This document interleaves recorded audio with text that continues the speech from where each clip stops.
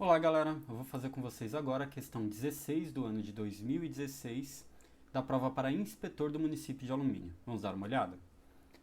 Para confeccionar um lote de camisetas, uma costureira leva 10 dias trabalhando 4 horas por dia.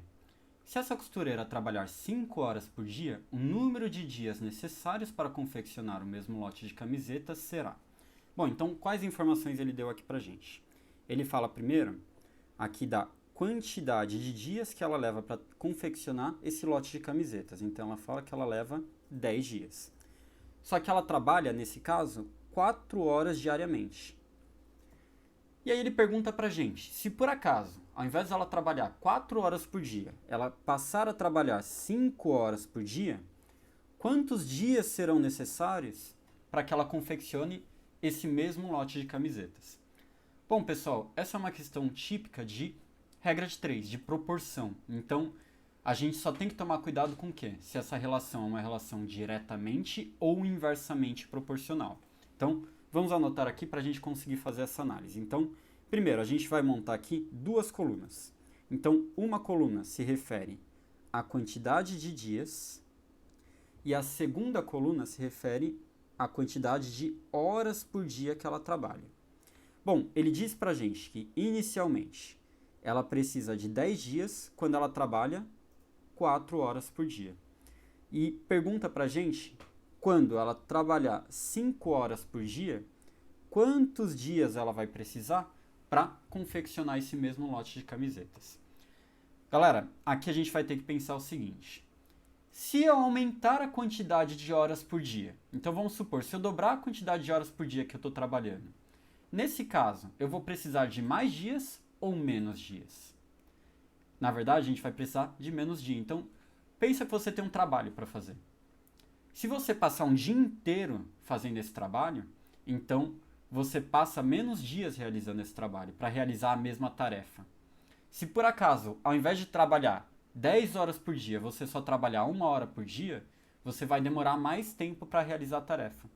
Isso quer dizer o quê? Quer dizer que quando a gente compara dias e horas por dia, essas duas grandezas elas serão inversamente proporcionais. Por quê?